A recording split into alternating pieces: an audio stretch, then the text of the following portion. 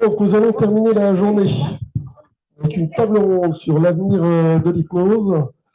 Je vais demander à Xavier s'il veut bien venir nous rejoindre sur la table. Philippe, tu te joins à la discussion? Eve, tu te joins à la discussion? Teresa se joint à la discussion. J'étais déjà 6. Je croyais, Olivier, que la table était commencée sans moi. Non, non, non, non, non, non. C'est pour ça que je suis arrivée directement. On t'a attendu, on t'a attendu.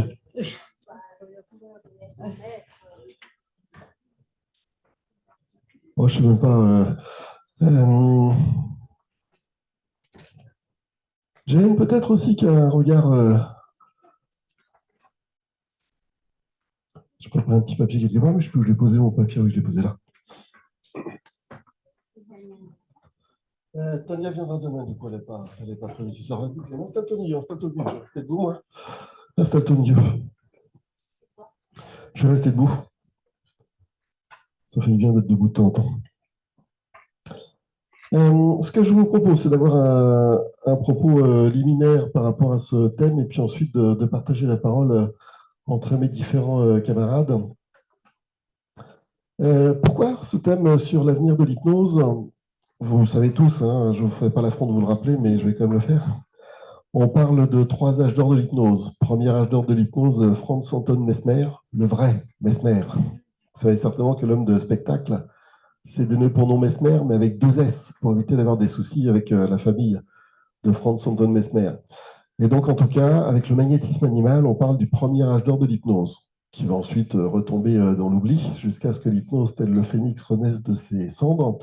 Et on arrive au 2e âge d'or de l'hypnose, un siècle après, avec Bernheim, Liébaud, dont tu viens de rappeler, pour Bernheim en particulier, et puis la fameuse querelle entre l'école de la Salpêtrière, avec Charcot, et puis donc l'école de Nancy. Et puis ensuite, tout ça, probablement en partie sous la responsabilité de Freud, va retomber dans l'oubli pendant quelques décennies, la psychanalyse venant prendre une place prépondérante dans le monde de la psychothérapie.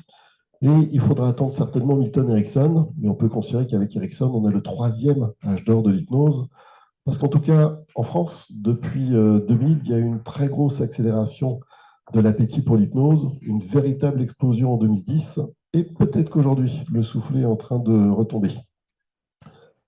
Donc en tout cas, avec Milton Erickson, 3e âge d'or de l'hypnose. Ça veut dire pour nous que les âges d'or de l'hypnose, c'est tous les siècles. Je ne sais pas si on verra le prochain par Teresa, mais... Et donc, très rapide témoignage sur les 30 ans que j'ai pu voir passer, moi, en tant qu'acteur direct.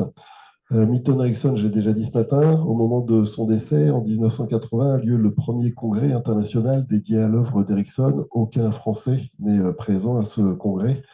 Donc, en décembre 80, rappelons qu'Erickson l'a raté parce qu'il est mort en mars 1980, le 19 mars. Erickson est mort en mars 1980.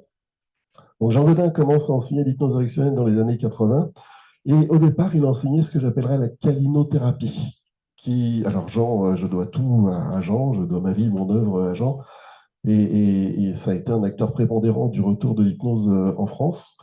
Mais en même temps, l'enfer étant pas de bonnes intentions, qu'est-ce que j'appelle calinothérapie? Il voulait, pardon Xavier, ça va faire partie du débat, de ta place ici. Jean voulait vraiment faire la différence entre l'hypnose de spectacle, qui donnait une mauvaise, à l'époque, qui donnait une mauvaise presse à l'hypnose.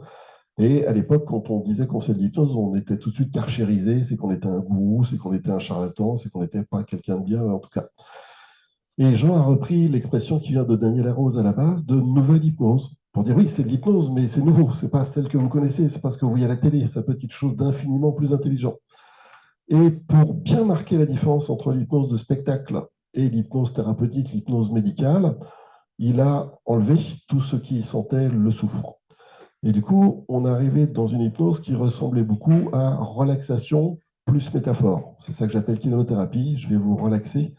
La relaxation, c'est aussi rassurant pour les praticiens parce qu'on se met la pression quand on veut faire de l'hypnose. D'ailleurs, il y a plein de praticiens d'hypnose qui n'utilisent pas le mot hypnose. Ça leur fait peur quelque part. Et puis, vous avez plein de praticiens d'hypnose qui disent oui, on va commencer l'hypnose, mais d'abord, il faut faire connaissance, on va discuter. J'ai des patients des fois qui m'appellent et qui me disent est-ce que c'est normal qu'au bout de 10 séances, on soit encore en train de discuter avec un hypnothérapeute et qu'on n'ait pas encore commencé l'hypnose? Ou alors elle est très très conversationnelle, genre il est où, il est là, genre maintenant. Ou alors elle est très très conversationnelle, celle-là. Faire de l'hypnose, ça met la pression. Et la relaxation, c'est rassurant parce que on voit le patient avec la tête qui tombe, un filet de baffe qui arrive, et là on est content parce qu'on a l'impression d'avoir un effet. Tellement facile d'avoir un effet avec la relaxation. Mais donc, relaxation sur laquelle on va plaquer une métaphore. Ah, l'hypnose peut être quelque chose de tellement plus puissant, tellement plus intelligent. Et petit à petit, ben, on a vu l'hypnose évoluer. Donc, avant de parler d'avenir de l'hypnose, qu'est-ce qu'on a vu comme évolution dans les 30 ans? On démarre avec la chimiothérapie Jean Godin, comme je vous le disais. Et puis, ensuite, on a vu arriver l'influence hellmanienne. Alors, l'hypnose hellmanienne existe depuis très longtemps. C'est un contemporain d'Erickson, mais peut-être encore la frontière de la langue. En France, dans les années 90 et même 2000, quasiment personne ne parlait d'hypnose hellmanienne. Le nom de Dave Hellman lui-même était totalement inconnu. Et c'est des gens comme Christophe Planck, etc., qui ont commencé à nous parler d'hypnose hellmanienne. Et puis, elle est finalement venue à la mode, mais à nouveau, il y a même pas 10 ans, d'ailleurs, les premiers congrès d'hypnose hellmanienne sous l'influence de Brice Lohner et Christophe Planck à nouveau. Je crois qu'on a fait le 3e congrès là à Nice, c'est même pas le 4e, donc oui, c'est un phénomène assez récent, plus année 2020 qu'auparavant. Et puis, on a aussi vu une nouvelle influence arriver, comme quoi c'est toujours le retour. À partir de 2012, en France, Mesmer débarque. Et Mesmer, il montre à la télévision des trucs où il fait 1, 2, 3, tu dors. Et les gens tombent par terre. Et à ce moment-là, j'ai vécu une aventure, c'est que mes stagiaires comme la télé. Et mes stagiaires, ils ont vu Mesmer à la télé. Et le lendemain, ils arrivent en formation, puis ils font ah, Olivier, tu nous apprends à faire 1, 2, 3, tu dors? J'étais un peu embêté parce que Jean Godin donc, ne nous montrait pas du tout ce genre de choses. Je dis oui, mais je vais réviser d'abord. Et puis j'ai couru voir les spectacles de Mesmer pour essayer de comprendre ce qu'il faisait. Je l'ai contacté, mais il est habitué à toucher des cachets largement plus importants que ce que je pouvais lui proposer. Donc on a laissé tomber l'idée d'apprendre avec Mesmer. Par contre, à l'époque, on a rencontré Hervé Barbereau, qui est un des précurseurs français qui a fait l'émission Incroyable Talent, 2012, même année. Hein. Et donc Hervé nous a appris cette hypnose de spectacle, parce que je trouvais que c'était intéressant pour mes dentistes, pour mes urgentistes, pour le SAMU et d'autres, de savoir faire 1, 2, 3, tu dors. Sauf que quand moi, tout bon enfant, j'ai proposé 1, 2, 3, tu dors dans les formations, vous ne pouvez pas imaginer quand je le fais karchériser. C'est-à-dire qu'il y a des gens, médecins, respectables, etc. Je suis psychologue, ça ne m'a pas protégé. Hein. Il y a d'autres écoles, que je ne citerai personne, mais qui ont dit mais il fait n'importe quoi, Olivier, voilà, qui mélange l'hypnose de spectacle, c'est du grand n'importe quoi avec l'hypnose thérapeutique, etc., etc.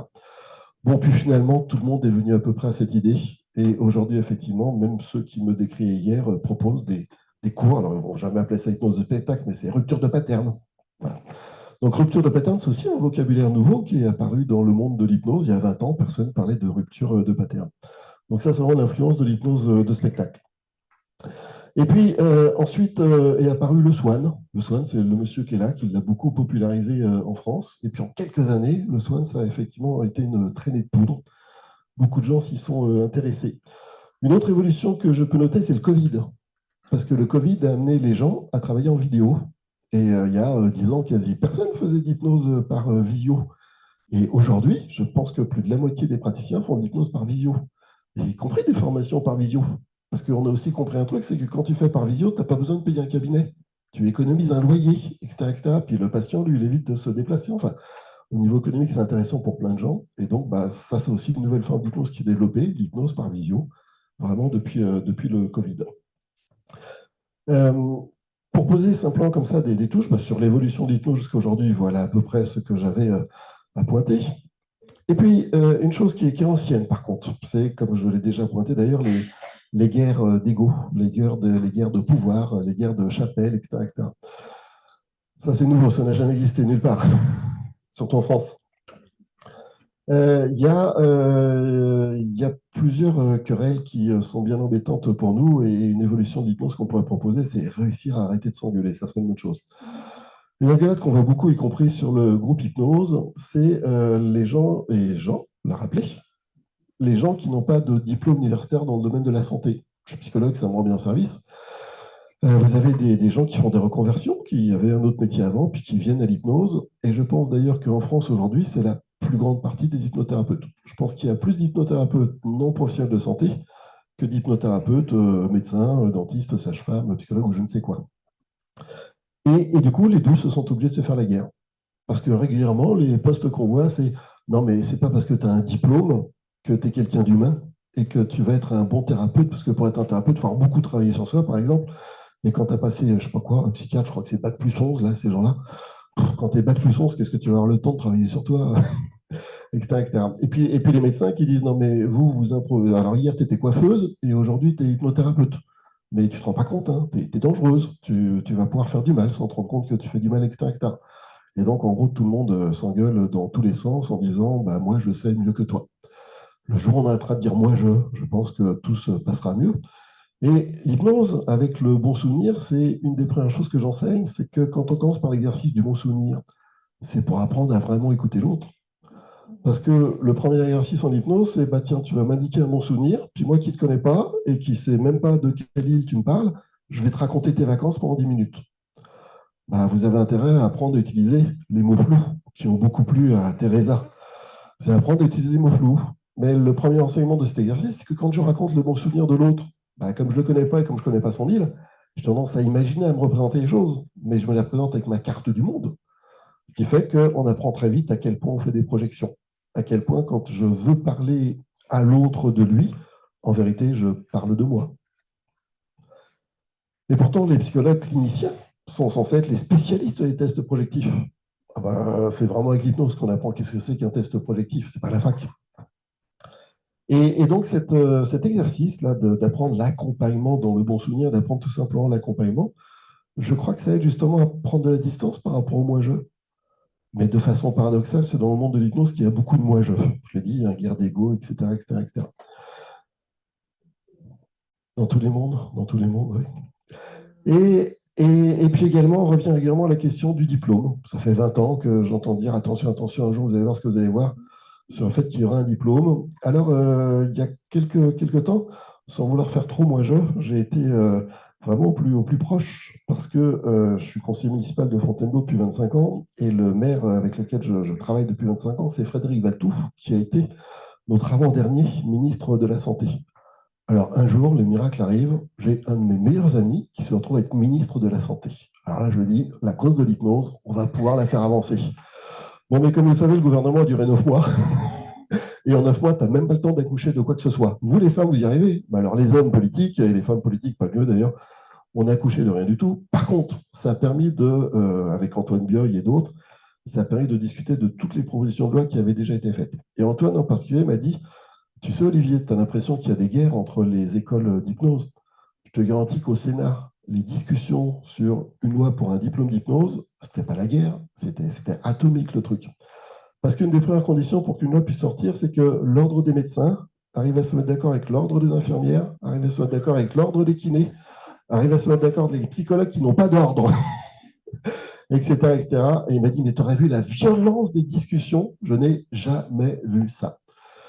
Et donc, il semblerait qu'avant qu'il y ait un diplôme officiel d'hypnose, ça supposerait que les gens arrivent à se mettre d'accord. Donc, je pense qu'il ne va vraiment pas exister tout de suite, tout de suite, tout de suite. Il n'y aura pas de diplôme d'hypnose, ça va être à nous de proposer de l'intérieur une évolution. Et alors, je suis certainement un utopique, un rêveur, mais j'ai une de mes grandes inspiratrices qui dit, en fait, il faut le vouloir très fort. Et il faut vraiment en rêver. Et si tu rêves assez fort, ton rêve devient une réalité. Ben, mon rêve, ça serait qu'on arrête de se faire la guerre, ça serait qu'on arrive à tous se poser pour discuter. Et très modestement, j'ose espérer que c'est l'état d'esprit de la FNH. Par exemple, moi, je crois pas aux vies antérieures, mais à la FNH, on propose des formations sur l'hypnose des vies antérieures. C'est pas parce que j'y crois pas que ça n'existe pas. Et puis, le plus important, c'est qu'il y a plein de gens que ça fait avancer. Moi, j'ai des patients, ils m'ont dit, je vais mieux depuis que j'ai compris que dans une vie antérieure, telle ou telle chose. Ok, très bien, ça te fait du bien. C'est pas important que ce soit vrai ou pas vrai. Il y a tellement de gens qui vont prier dans les églises, ils se sentent mieux après. Dieu n'existe pas, j'en sais rien, moi qui je suis pour le savoir. Mais en tout cas, ça les aide. Tout ce qui va aider va pouvoir faire avancer, si j'ose dire. Et donc, à la FNH, bah, on tente d'être, je l'ai dit, la liberté, c'est la principale valeur, bah, on tente de laisser chacun libre et puis de faire rencontrer les différents mondes. C'est pour ça que ça me fait plaisir que Xavier, qui est équité comme hypnotiseur de spectacle, soit ici pour discuter avec nous. Ça me fait plaisir qu'à la FNH puisse y avoir des gens qui ont des diplômes à non plus finir, comme Evelyne, comme Philippe et d'autres, etc., Et puis des gens qui viennent d'autres horizons. Jean l'a rappelé, ah, il n'est pas psychologue, il n'est pas médecin, il a raté sa liste. Il a une licence de psycho, il a une licence de psycho. Et Kevin aurait dû être là, et plein d'autres. Et donc voilà, moi, mon ambition, c'est vraiment de réussir à faire discuter le meilleur des deux mondes, parce que bien sûr, les universitaires ont des choses à nous apporter, mais les non-universitaires ont aussi tellement de choses à nous apporter, et qu'on arrête de se faire la guerre les uns les autres, qu'on arrête de dire moi je, qu'on arrête de dire c'est moi qui est la plus grosse, et même avec ou sans préservatif, mon cher Jean. Et puis simplement qu'on arrive à faire en sorte que ce soit une espèce d'auberge espagnole où chacun apporte le meilleur de ce qu'il a apporté. Voilà mon propos un petit peu long, peut-être éliminaire, et puis je laisse qui a envie de s'exprimer. Je serais curieux aussi d'avoir le regard de Teresa, parce que Teresa, elle voyage beaucoup et elle voit ce qui se passe dans l'évolution de l'hypnose dans tout un tas de pays. Peut-être une dernière chose, c'est quand même vous dire, l'hypnose est en crise en France aujourd'hui. Il y a plein d'écoles qui ferment. C'est une boucherie là aujourd'hui. Toutes les écoles se cassent la gueule les unes après les autres. Je crois que même pour s'installer en tant que nouvelle hypnothérapeute, c'est devenu compliqué parce que quand j'ai démarré, j'étais le seul dans le département. Aujourd'hui, on doit être quatre dans la rue. C'est-à-dire qu'il y a une telle profusion d'offres, etc., etc., etc., que pour faire son trou aujourd'hui, ça devient un peu compliqué. Et avenir de l'hypnose, bah, c'est quoi? Est-ce que le soufflet va retomber parce qu'il est monté trop haut? Je crois, moi, que c'est suffisamment installé pour que, comme le MDR, elle garde vraiment une racine solide et que seuls les meilleurs resteront et qu'on repartira pour un nouvel élan. Mais je n'ai pas de boule de cristal, je suis pas Madame Irma. Et voilà. Teresa, peut-être ton avis, toi qui as un regard beaucoup plus cosmopolite. Bon, je suis en train de me rappeler quand j'ai été invitée à faire partie du comité éthique de la Société internationale. Et alors, j'écoutais les gens parler, on était 5 ou 6, de toutes les règles qu'ils pouvaient mettre pour empêcher les gens qui n'étaient pas professionnels de santé. Et alors, à un moment, ils me disent, qu'est-ce que tu penses? Et je leur ai dit, je vais vous raconter, j'ai un petit enfant qui était très malade à l'hôpital quand il avait 4 ans. Et alors, il avait du sérum et il pleurait parce qu'il avait mal partout. Et alors, sa maman lui a expliqué, de la même manière qu'il y a ces petites gouttes qui te nourrissent, il y a des autres gouttes qui t'enlèvent la douleur. De quelle couleur sont les gouttes qui t'enlèvent la douleur? Et il a dit vert. Et sa maman lui a dit, appelez-les. Et il s'est calmé sans douleur. Presque un an après, en train de jouer à la maison, et avec sa petite sœur, la sœur est tombée, et alors il lui crie, Anna, de quelle couleur sont tes petites gouttes, les petites gouttes pour enlever la douleur? L'autre a dit jaune, et il s'est mis debout et continue à jouer. Et alors je lui dirais, et qu'est-ce que vous feriez avec quelqu'un comme ça? Il n'a même pas l'âge pour faire ça. Scandale, scandale. Et moi, j'ai renoncé à ces comités.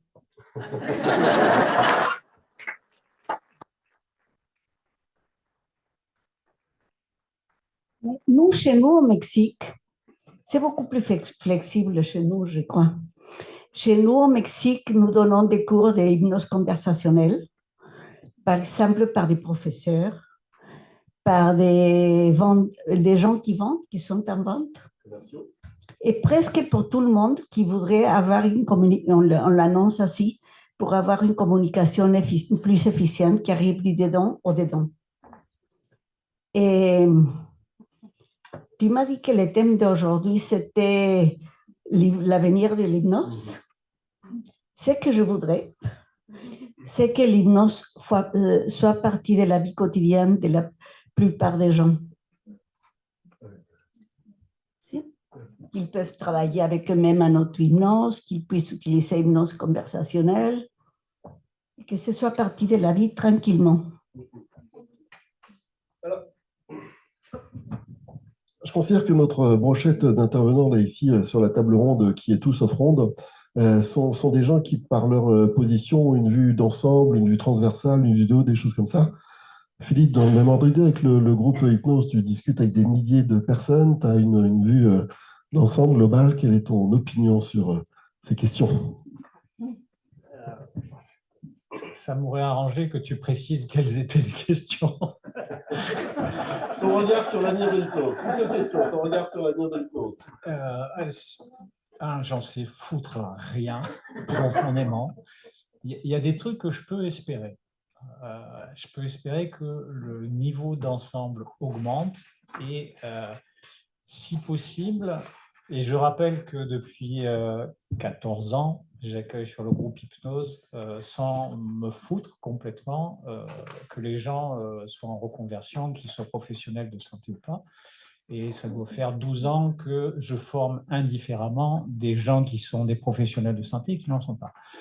Ce que j'espérerais, c'est que un certain niveau d'hypnose de qualité infuse de plus en plus le milieu professionnel de santé.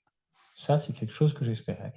Ça n'exclut en rien le fait que j'espère que ce sera pareil pour les non-professionnels de santé. Sur la première de rangée de personnes qui sont assis, il y a probablement 2 non-professionnels de santé qui ont été très largement dans mes plus grosses influences, avec qui j'ai appris le plus de choses.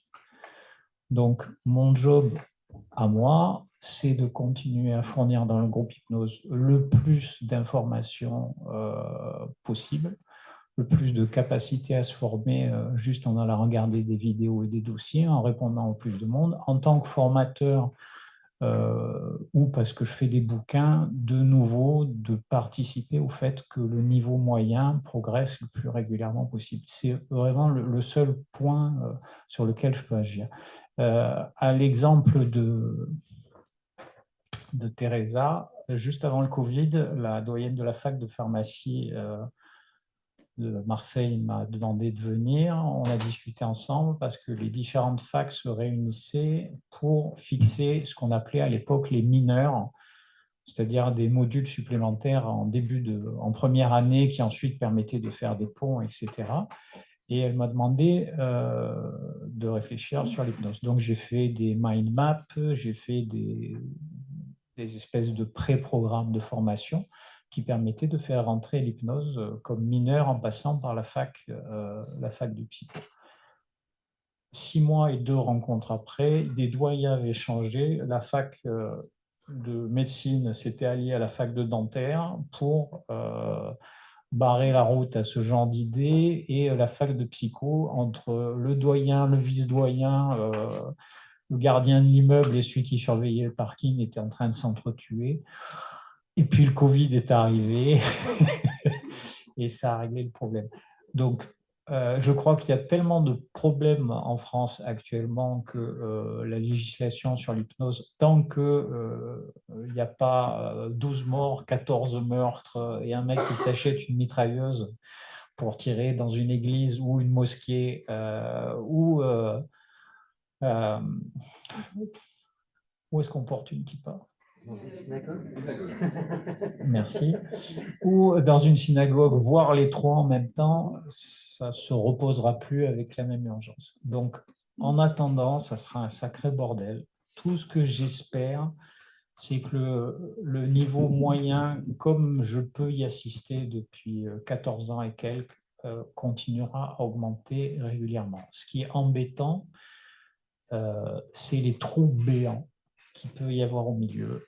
Je vais pouvoir le citer, mais des écoles comme Hypno-Sagesse, je crois que ça s'appelle, où on leur apprend à, en gros, ne rien faire avec un gong et une couverture de survie en alu, pour ne pas avoir froid, et en murmurant des trucs.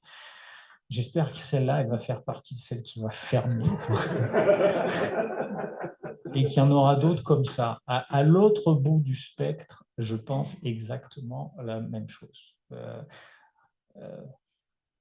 Je veux dire, quand on vient me... Excusez-moi, je vais être vulgaire pendant quelques secondes. Quand on vient me casser les couilles sur mon propre groupe, pour lequel je bosse depuis 14 ans, je ne sais pas de combien de milliers d'heures, alors que quand je fais le dentiste, je suis payé 250 € de l'heure en moyenne, sur qu'est-ce qui est la vraie hypnose, qu'est-ce qui est la fausse hypnose, qu'est-ce qui est la con de ta mère.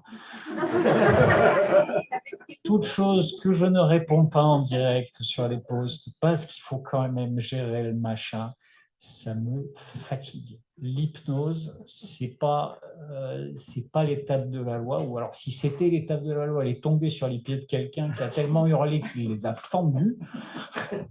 Mais en tout cas, c'est comme les vrais bouts de la vraie croix, personne n'a à se l'approprier. Depuis une vingtaine d'années, avec l'IRMF, on a quand même une idée un peu plus précise de ce que c'est ou ce que ça n'est pas.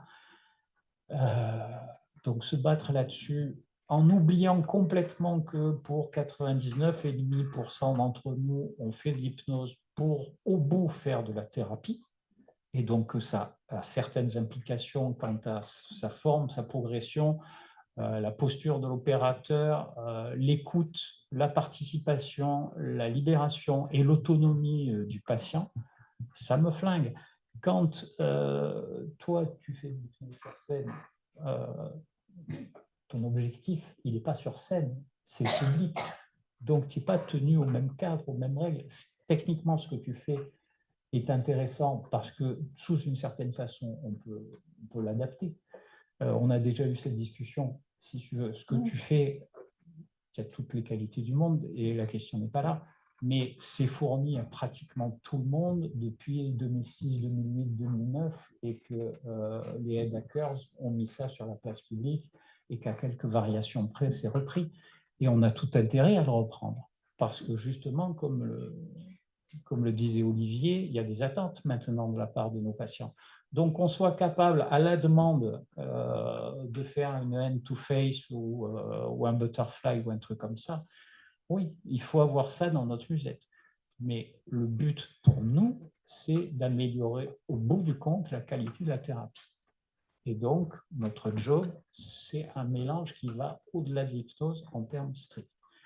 J'espère que petit à petit, de plus en plus de gens se rendront compte que l'hypnose, pour nous et encore plus pour, je vais utiliser le terme patient, parce que j'ai le droit, je ne vais pas me priver, et qu'il a le mérite d'être un peu plus clair et un peu plus précis, même si on sort du cadre légal.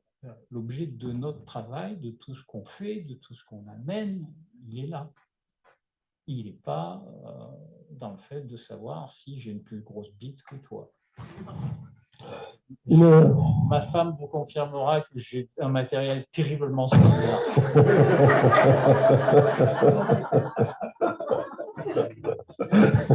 On sait enfin, Antoine, on sait enfin. Dont je me sers avec une virtuosité sans pareil. Ce que je vous propose, c'est que chacun de nos intervenants nous dise un mot, puis qu'on garde un petit temps d'échange avec la salle, bien sûr. Peut-être juste j'abuse du micro, juste une anecdote. C'est Philippe qui raconte qu'ici à Annecy, il a donné une formation et que dans la formation, il y avait un monsieur qui était prêtre et que tous les deux ont eu une discussion, Philippe et le prêtre, et que Philippe a repris au prêtre une expression qu'il a rapatriée au monde de l'hypnose, parce que Philippe Diffiant, tu vois, quand je fais de l'hypnose, je crois que c'est un des rares moments où dans la relation, je suis la meilleure version de moi-même. Cette expression qu'il a repris à cette rencontre avec le prêtre, où le prêtre dit, ben voilà, lorsque je suis... c'était la confession ou lorsqu'il était en rencontre, tu le rediras. Je l'ai interrogé sur le fait de est-ce qu'il se sentait différent quand il pratiquait une confession et quand il était thérapeute. Le gars était extraordinaire. Il est arrivé à trouver une demi-après-midi libre où on lui prêtait des locaux dans un sex club. Et il soignait des gens qui traînaient dans la rue, etc. Donc, quand il était prêtre et dans le confessionnal, il disait qu'il se contentait d'être une voie de transmission et que c'était très différent quand il était thérapeute où il était plus directement inclus dans tout ça. Et donc, évidemment, comme il était très bon en tant qu'hypno et thérapeute et habitué à communiquer avec les êtres humains en sachant se mettre de côté, il m'a posé une question absolument effroyable. Et toi ? Et ça m'a mis dans ce qu'on appelle techniquement une transe dégrivationnelle, c'est-à-dire mon attention a été immédiatement focalisée, renvoyée vers l'intérieur, l'extérieur n'est plus la parole. Une partie de mon cerveau s'est débranchée et mon réseau de science, on va finir scientifiquement, après un long temps de réflexion, a dit ce que ça me permet en tout cas, c'est d'être la meilleure partie de moi-même. Ce qui est triste, c'est que je ne peux pas être quelqu'un d'aussi bien avec ma femme, mes amis et mes enfants que quand je suis en train de faire de l'hypnose, parce que c'est le moment où je m'oublie le plus complètement. Joli témoignage. Alors, pour qu'on garde un temps d'échange avec la salle, Jen, qui est bien avant Emily in Paris, une Américaine à Paris, et Jen était déjà enseignante lorsque moi j'étais encore en couche-culotte chez Jean Godin, donc elle a aussi ce regard historique. Un regard sur l'avenir de l'hypnose pour toi, Jen? Oui, tout à fait. En fait, moi, un de mes rêves, quand j'ai décidé de faire mes études de psycho et d'être psychothérapeute, c'était justement de me retrouver au chômage, parce que ça voudrait dire que le monde est suffisamment bien. Il n'a pas besoin de moi. Et par rapport à ça, ma croyance absolue par rapport à l'hypnose, c'est que l'hypnose fait partie ou participe ou est le patrimoine de l'humanité. Ce n'est pas quelque chose de différent. Ce n'est pas comment dire, un vécu inhabituel. Notre vécu hypnotique, quand on parle de l'hypnose en tant que focalisation de l'attention ou de dissociation ou de suspension du jugement critique, ça n'a aucune importance. On est en train de dire que pour moi, en tout cas, l'hypnose est cette reconnexion tertiaire, cette reconnexion avec l'espace, avec la nature profonde. Et ce que je trouve toujours magnifique quand je travaille avec les gens en hypnose, c'est que là, on les observe et on voit leur beauté. Il y a cette pureté qui émerge, il y a cette beauté essentielle qu'on redécouvre en fait, dans cette espèce de jaillissement de la lumière interne. Ça, je trouve ça magique.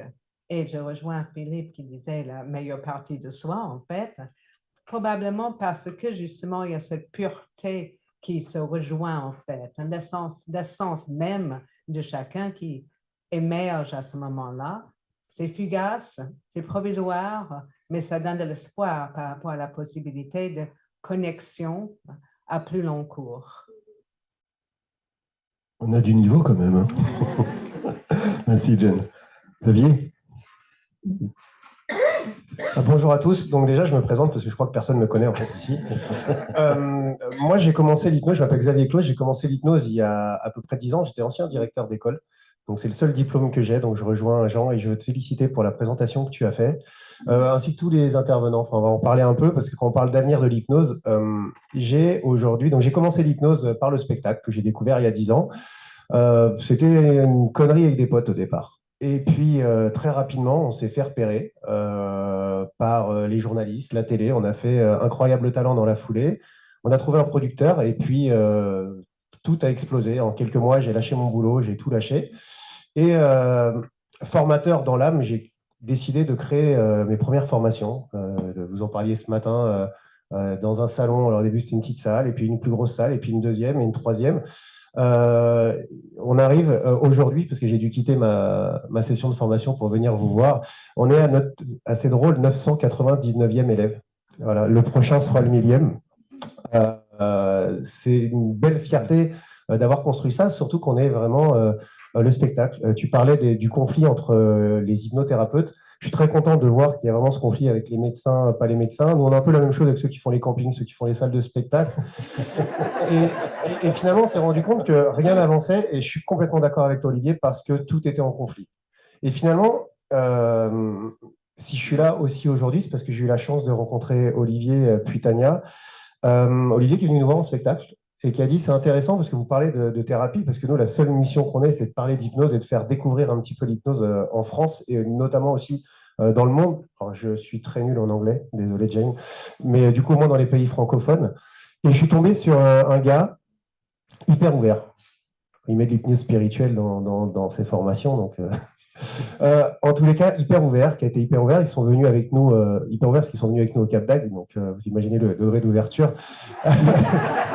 Il dit, si tu veux, cet été, je fais une formation, viens voir ce qu'on fait. Ouais, ok, au Cap d'Agde. Ok. Donc il est venu avec Tania, on a passé une semaine vraiment formidable, et pour la première fois, pour la première fois dans le monde de la thérapie, j'ai l'impression qu'il y a quelqu'un qui comprenait ce que je faisais et ce que je voulais transmettre comme message. On leur précise, il y a une partie textile au Cap d'Agde, je vous Oui, rappelle. ça ne s'est pas passé dans le premier 10, on sera sûr. Mais du coup, il y a eu tellement de problèmes que cette année, on a fait à Ramatuelle, la formation comme ça, après 3 ans. Non, non, et vraiment, il y a un gros degré d'ouverture. Et je me suis dit, c'est avec ces gens-là que j'ai envie de travailler. Parce que aujourd'hui, on est les vilains petits canards. Parce que on fait tomber des gens dans les piscines. Je ne sais pas si vous avez vu ces fameuses vidéos où on fait tomber des gens. Je vais raconter l'histoire en quelques secondes pour que vous compreniez. On fait tomber des gens en spectacle. Et il y a toujours des gens, vous voyez, les querelles qu'il y a. Alors, je suis très content, Philippe, que tu aies parlé du groupe Hypnose. Nous, on a un groupe exprès pour l'hypnose, mais 2 spectacles, on est 1500. On a les mêmes conflits, les mêmes débats. Dès qu'il y en a un qui pose une question, il s'en prend plein la gueule. Je ne sais pas si vous avez déjà posé une question sur le groupe Hypnose, mais tu n'as pas envie. Et je me dis, merde, c'est des thérapeutes. Depuis ce matin, je n'entends qu'une chose, c'est être à l'écoute du patient, d'entendre. Chacun a une raison de s'exprimer, mais on pose une question en disant, je ne comprends pas, je fais telle induction, ça ne fonctionne pas. Vous vous faites déglinguer la gueule. Vraiment, c'est violent. Enfin, les discussions dessus. Je ne me suis jamais fait autant déglinguer que par des thérapeutes et des hypnothérapeutes. C'est-à-dire que les médecins me font pas chier, les psychologues me font pas chier.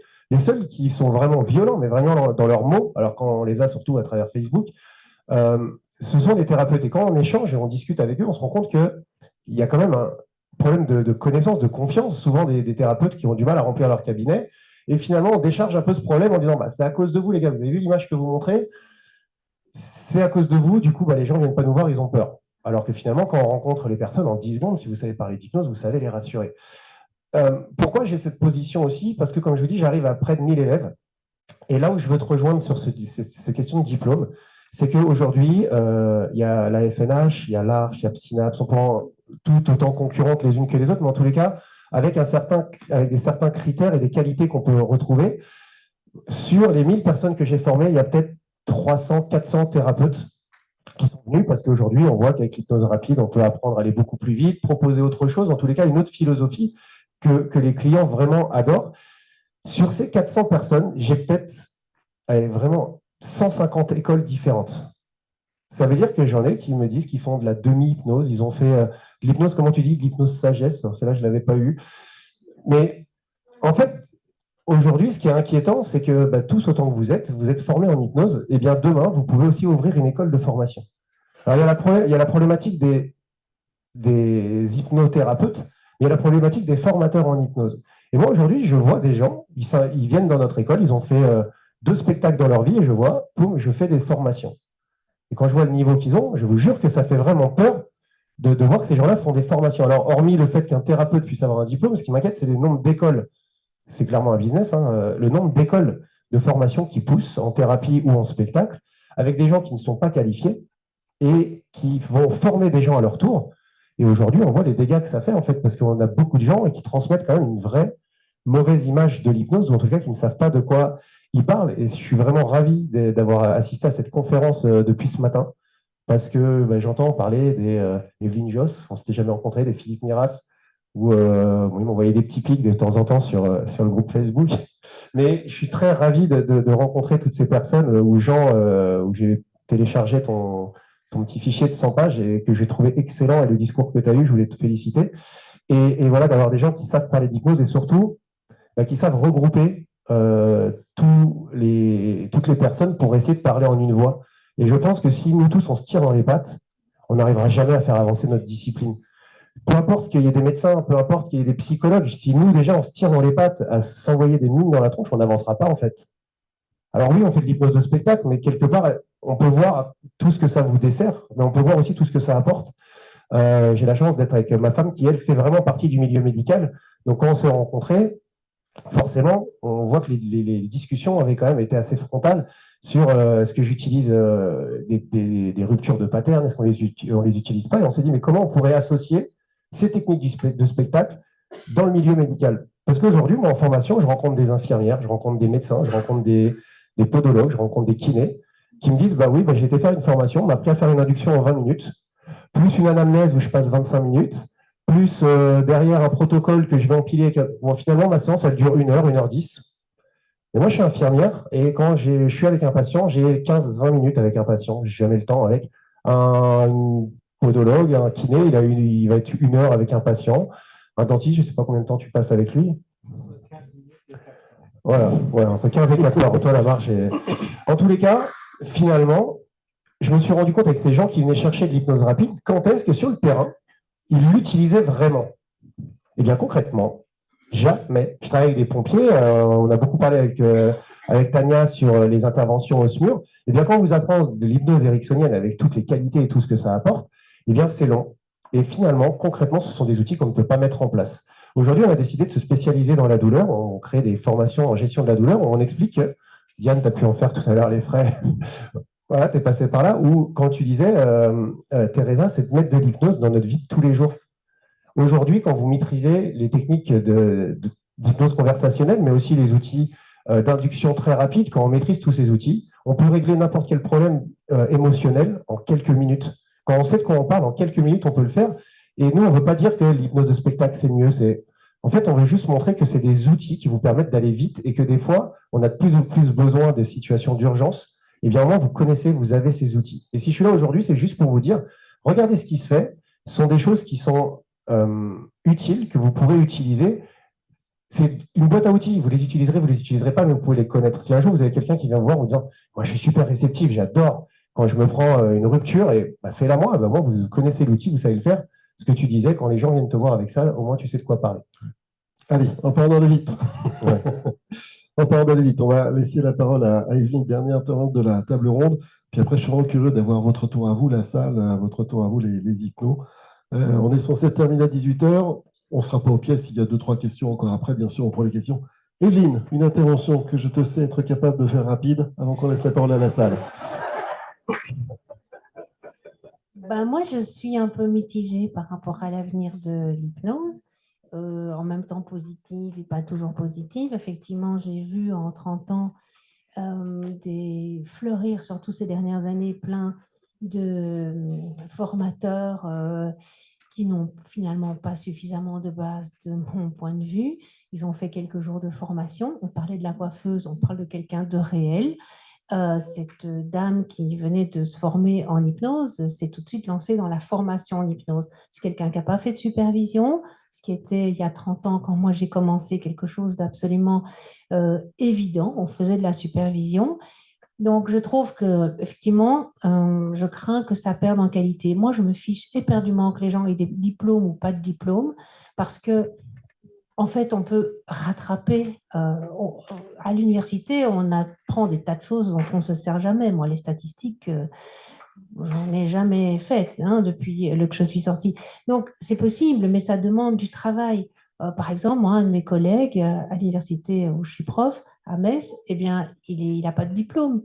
Et il enseigne à l'université au Master 1, Master 2, dans les 2 dernières années de psycho, parce que c'est un puits de science, c'est une Bible, parce qu'il s'est beaucoup formé, parce qu'il a beaucoup bossé. Donc moi, je me fiche des diplômes. Par contre, le niveau de qualité pour moi est important, et c'est en lisant, c'est en allant dans des séminaires, c'est en écoutant des podcasts, c'est en faisant de la supervision qu'on atteint ce niveau.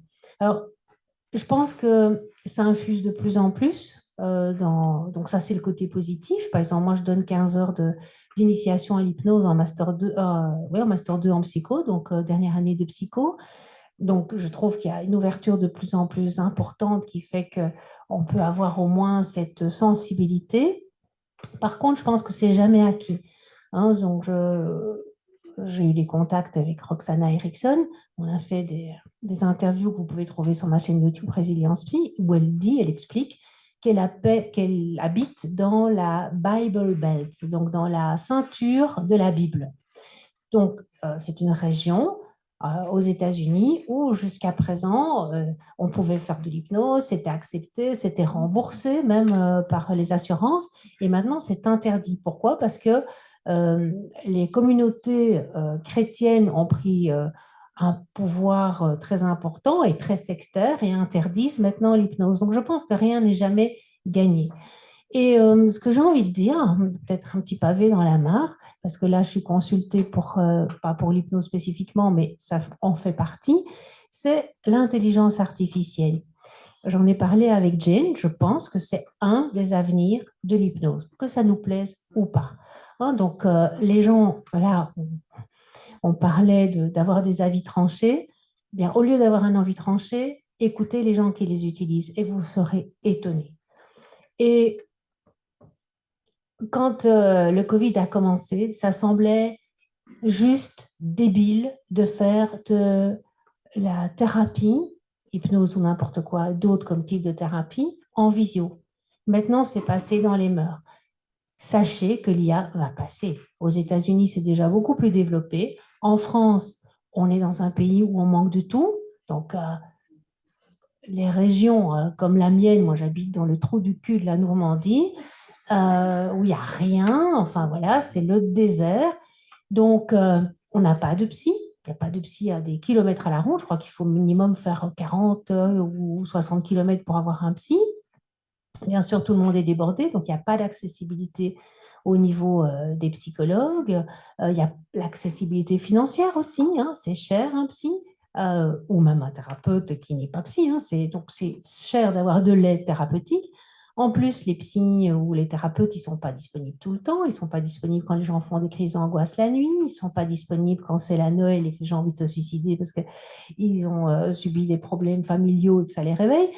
Donc, il y a des tas de raisons. Et là, maintenant, ce sur quoi je suis consultée, c'est un programme en Ukraine. Donc là, où l'accessibilité, en raison de la sécurité, et donc on est en train de mettre ça en place, des chatbots, et quand les gens, vous les interrogez, en fait, ils s'attachent, parce qu'en plus, ils voient une personne qui est une espèce de robot, mais il y a une relation. Donc, le petit pavé dans la mare que je voulais lancer, c'est sur l'avenir de l'hypnose, eh bien, il y aura l'IA, que ça vous plaise ou pas. Avant de passer tout de suite le micro à la salle, je vous propose un truc que vous connaissez. Vous savez, Rossi, là, les deux mains qui se rapprochent. Je vous propose de faire plein de Rossi très vite.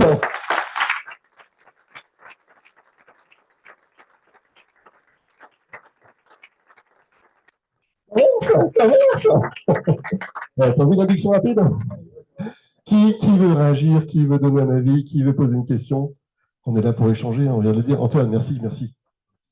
Juste pour compléter ce que disait Evelyne, il y a des choses, on peut être dans le déni et vouloir en effet que l'hypnose reste cette espèce de relation magique, humaine, etc. Mais il y a des réalités, qui pour l'instant n'est peut-être pas suffisante, mais elle progresse à une allure folle, donc c'est l'avenir. Mais il y a aussi d'autres technologies comme la stimulation magnétique transcrânienne qui avance beaucoup aussi là-dessus, qui va résoudre le problème de l'induction de l'hypnose. À un moment donné. Voilà. Les psychédéliques. Les psychédéliques, exactement, j'allais en Je suis parler. une grande fan, je défends très très fort ça, et maintenant j'enseigne aussi à l'université 6 heures en master 1 sur les psychédéliques. Donc il y a d'autres ouvertures, effectivement. C'est les technologies qui vont résoudre le problème de mettre la personne en hypnose. L'IA va probablement résoudre le problème de quel contenu donner à la personne. Enfin bon, voilà, tout ça, ça fait partie des choses qu'on va découvrir, qu'il faut suivre de près, mais voilà, il y a des métiers qui évoluent, il y a même des métiers qui disparaissent. Et il faut être curieux. Ouais. Merci Antoine. Qui d'autre? Tania. Je voulais juste dire de mon expérience, et je suis complètement d'accord avec ce que dit Xavier et tout ce que vous avez dit, bien entendu. J'interviens, donc je suis infirmière de la formation, donc demain je présente hypnose et soins, et je suis complètement d'accord sur le fait que quand on intervient dans les hôpitaux avec Olivier, au départ, il y a des gens qui ont eu des formations en hypnose et qui ne sont pas adaptés à leur pratique, et ils sont contents quand on arrive. Alors moi, ma façon de faire, c'est ce que je dis toujours aux personnes, c'est de la co-construction. Je connais l'hypnose, vous connaissez votre métier. Bon, étant infirmière, je connais le milieu et certain nombre de choses, mais franchement, pendant le Covid, je voulais aller aider les gens, mais je me dis, valait mieux pas, parce que depuis le temps que je n'ai pas été infirmière, je risquais d'être plus dangereuse que le Covid. Donc, ils sont quand même plus spécialisés que moi. Donc, les choses changent aussi à l'hôpital. De plus en plus, on voit de l'hypnose rapide, donc dans les SAMU, etc. Et demain, je vous montrerai d'ailleurs des vidéos. Et je pense et j'espère en tout cas que ça se développe de plus en plus dans le milieu des soins. Et à mon avis, ça devrait faire, alors comme tu le disais, Jean, on parle de communication thérapeutique, on en parlera demain, c'est pas forcément de l'hypnose, mais cette écoute, cette bienveillance, cette façon de parler devrait, avant même l'hypnose, parce que c'est le terrain qui va aussi nous permettre de construire quelque chose d'hypnotique derrière, devrait être enseigné au niveau de tous les professionnels et même à l'école, quelque part. Voilà, merci à vous. Qui d'autre? Oui, merci Michel. Voilà, tout d'abord, je voulais te remercier parce que c'est vrai que dans les multitudes d'écoles, il y a Olivier qui a cette sorte d'accueil et d'ouverture d'esprit et qui fait partie de l'hypnothérapie, surtout ericksonienne, hein, où on dit qu'il faut avoir une position basse, qu'il faut être à l'écoute, qu'il faut utiliser, donc il faut rester ouvert. Et donc voilà, ici, il en est un bon exemple. Donc je voulais le remercier. Il y a le fait que le défaut, que ce n'est pas un enseignement universitaire, on peut se dire que c'est un défaut parce qu'il n'y a pas des critères valides et scientifiques dans nos sociétés, mais je pense que c'est un moyen d'être très libre, de ne pas rentrer dans le schéma classique académique. Alors, l'envers de la médaille, c'est que ce sont des écoles privées. Alors, évidemment, chacun veut un petit peu être rentable ou avoir sa place. Et voilà. Moi, à mon niveau, je ne travaille pas sur l'hypnose, mais je travaille avec l'hypnose. Hein, je donne des formations et maintenant à l'université aussi. Et en fait, ils sont très ouverts à ça, mais pas au niveau académique. C'est-à-dire que ce sont des outils complémentaires.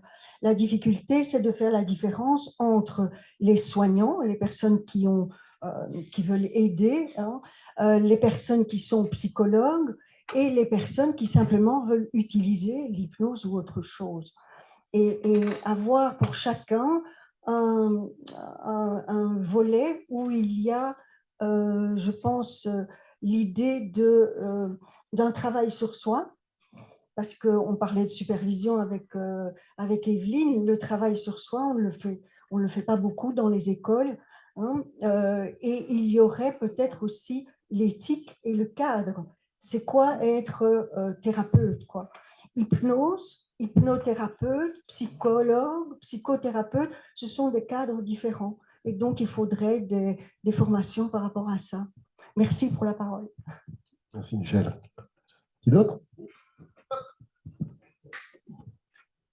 Moi, je suis gynécologue obstétricien et je voulais juste partager que beaucoup de femmes que je rencontre ont eu l'occasion de rencontrer l'hypnose au moment de leur préparation à l'accouchement.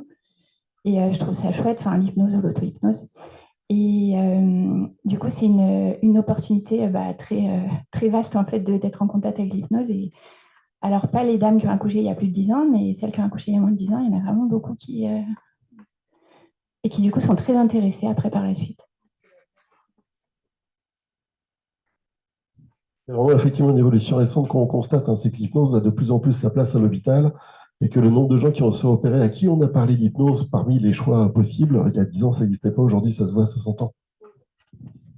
Je travaille en Suisse, il y a des hypnoses qui sont reconnues par des sociétés de médecine qui reconnaissent l'hypnose en Suisse comme spécialité, mais en dehors de ça, comme j'ai rencontré Jean Guedin il y a longtemps, ce qui me touchait beaucoup, c'est qu'il y a un programme correct, bien formé, et qui, si on a des critères bien clairs, permettra de continuer avec l'hypnose. Et je crois que ce qui est important, c'est de regarder toute cette question éthique et cette question de bienveillance qu'il y a derrière et de bonne formation, plutôt que de savoir s'il y a des gens très mal formés, etc.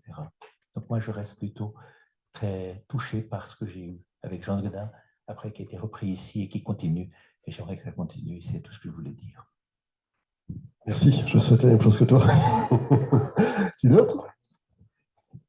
Tiens. Merci à vous tous. Moi, là où je suis frappé, c'est effectivement du manque de cadre pour des gens qui sont formés. Alors, quand on est psychologue ou qu'on est dans le soin, on a un cadre qui est défini, puis ensuite, on va pratiquer l'hypnose. Et effectivement, il y a beaucoup plus de gens dont je fais partie, de plus en plus de gens dont je fais partie, qui sont hypnologues, hypnothérapeutes, sauf que dans mon constat, on n'a pas vraiment de cadre dans les formations. Moi, j'ai entrepris de faire pas mal d'entretiens, justement. Je n'ai pas de résultats probants pour l'instant, mais j'appelle de mes voeux, effectivement, une clarification du cadre. On avait parlé avec Philippe, peut-être d'avoir des points de repère pour ce qu'on peut accompagner avec de l'hypnose. Il y a plein d'arrêts du tabac, tu fais de l'hypnose, il n'y a pas de problème. Et puis, si à un moment, il y a un trauma qui émerge, soit d'être formé en trauma, soit de pouvoir réorienter. Donc, voilà. C'est pas simple à faire, mais moi, ce que j'appelle de mes voeux, c'est une clarification du cadre pour que tout le monde puisse pratiquer de manière saine et sécure pour les gens qui ont ça. Merci. Je vais passer la parole à Jean. Comme il y en a quelques-uns qui commencent à partir, je vous rappelle, 19h, on se retrouve en bas pour apéro repas, 20h30, on se retrouve ici pour la partie spectacle, et 21h30 à nouveau en bas pour gâteau et champagne à nouveau. Jean. Merci. Je voudrais juste dire deux choses. La première, c'est qu'effectivement, je pense que l'IA, c'est une rupture majeure dans tous les métiers et dans le nôtre, ça a déjà commencé. Moi, je fais plein d'expérimentations, c'est juste incroyable ce qu'on peut faire avec. Par contre, ce que je voudrais rappeler, et je vais dire un truc pas sympa, c'est qu'on est dans une période de crise multiple, que la température qui fait aujourd'hui dehors en est un des signes et qu'il y en a d'autres, et que ça pourrait être bien qu'on commence à se dire que peut-être les compétences qu'on a en matière de lien, de communication, il va falloir savoir les mettre à disposition d'une multitude de situations parce que le lien, c'est ce qui peut nous permettre de vivre ensemble encore.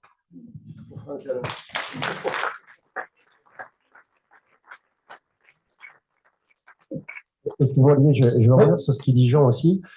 Aujourd'hui, c'est une vérité, c'est-à-dire qu'on n'arrive plus à avoir les gens qui viennent dans les salles de spectacle. Je ne parle pas du tout du côté hypnose, mais je parle du mal-être aujourd'hui dans les salles de cinéma. Et j'avais vu une vidéo où ça te montrait ce qui se passait avant le Covid, le nombre de personnes que tu avais dans une soirée, et puis ensuite, enfin 2020, 2022, et puis finalement 2024, on se retrouvait tous tout seuls devant Netflix. Et je te rejoins, c'est-à-dire que c'est vrai qu'il y a tout le système est fait, qu'il y a cette coupure sociale. Aujourd'hui, c'est compliqué de faire venir les gens, aller voir des humoristes, aller voir des magiciens, aller voir du théâtre, en fait, dans les salles. Et c'est vrai qu'il faut réussir à encourager. L'avenir, c'est peut-être d'essayer, malgré les intelligences artificielles. Mais c'est vrai qu'aujourd'hui, de parler à un ordinateur, c'est peut-être plus facile que de parler à un humain qui va nous juger. Et je pense que réussir, nous, et c'est notre dialogue, et en tant que formateur dans les écoles, à entretenir ce lien, à permettre aux gens de continuer cette communication. Et quelque part, quand on voit qu'on se tire tous sur la gueule, nous les uns les autres, est-ce qu'on a envie d'entretenir du lien dans ce cas-là? Et c'est peut-être là ça que j'ai envie de revenir à la fin. Olivier a commencé avec ça, et pour ma part finir là-dessus en disant, est-ce que finalement, si on n'arrivait pas à trouver une sorte de consensus et d'aller tous dans le même chemin, dans le même sens, on va peut-être permettre aux gens de créer ce lien et donner envie de le garder. Teresa, un mot à nous dire, et peut-être ça sera le mot de la fin. Si, très rapidement, je voudrais dire seulement qu'il ne s'agit pas de discuter à qui on entraîne. Il s'agit d'entraîner bien à n'importe qui. Parce que je vis vraiment des professionnels de santé qui font des bêtises terribles, et pas seulement avec l'hypnose. Alors, il s'agit de bien être sûr de bien entraîner les gens qu'on entraîne. Et je crois que pour moi, j'ajouterais de les entraîner en lui donnant des outils pour protéger la transe. Moi, je parle dans le livre de la magie de nos masques des mots, en espagnol sont des mots, en français sont des phrases, pour protéger la transe, d'utiliser la respiration pour protéger la transe, pas seulement pour entrer en transe. Et pour moi, la principale protection, c'est mettre le travail dans les mains de la sagesse universelle. Mais il faut bien entraîner à n'importe qui s'approche. Ouais. Jane, vas-y. Alors, ce que dit Teresa, c'est du bon sens appliqué. J'apprécie énormément.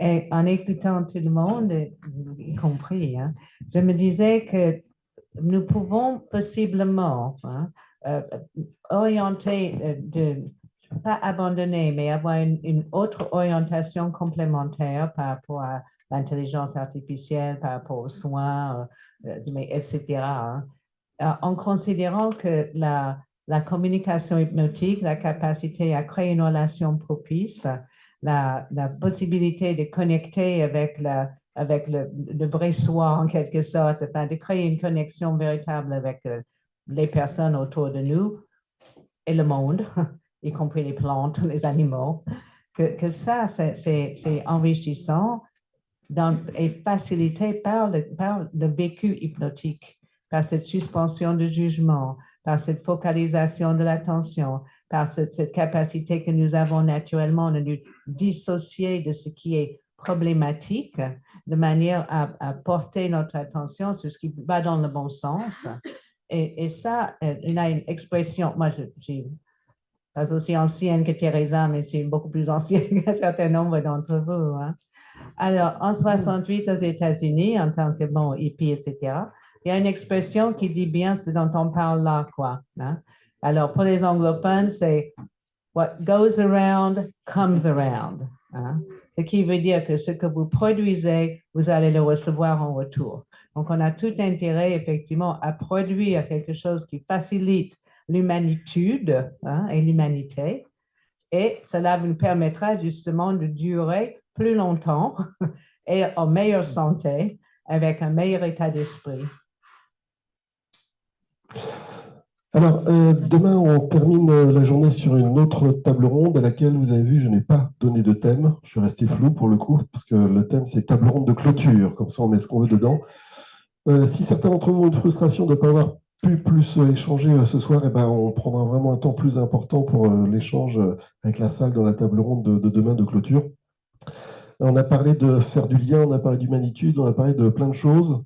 Donc, vous avez compris, ce soir, gâteau d'anniversaire de Teresa, mais comme peut-être certains d'entre vous vont nous quitter et ne seront pas là ce soir, je vous propose qu'on remette dès maintenant à Teresa ce livre d'or qui a circulé. Donc, Teresa, on a fait circuler un livre dans lequel tout le monde, plus de ceux d'hier et ceux d'aujourd'hui, donc ça doit te faire 150 personnes, tu as de lecture, hein, dans laquelle tout le monde a mis un petit mot d'amour pour toi, Teresa. Et Tania, elle est où, Tania? Tania, elle est là. Allez, c'est Tania qui a eu l'idée de ce livre. Et donc, c'est Tania qui va te le remettre sous les applaudissements de tout le monde.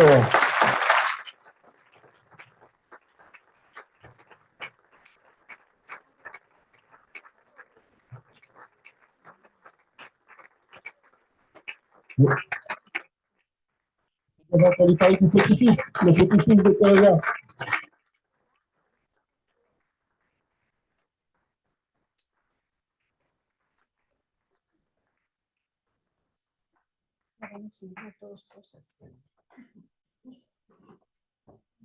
Je vous propose qu'on prenne l'air, qu'on se rafraîchisse un peu. À 19h, on vous sert le champagne en bas, vous mangez un morceau. 20h30, le spectacle, on revient. Enfin, soyez-y d'ailleurs un peu avant 20h30. Hein. 20h30, le spectacle dans cette salle. Et quand ils ont fini vers 21h30, gâteau avec Teresa. Soirée dansante, il y aura un DJ. Vous pourrez danser pour vous réchauffer un peu parce qu'il fera froid après quand il fait nuit. Bonne soirée à tous, que vous soyez avec nous ou pas. Bonne soirée, à demain 9h, demain 9h avec plaisir. S'il y a quelqu'un qui veut écrire ici, le livre est ici. Vous avez encore le temps d'écrire un mot à Teresa si vous ne l'avez pas encore fait.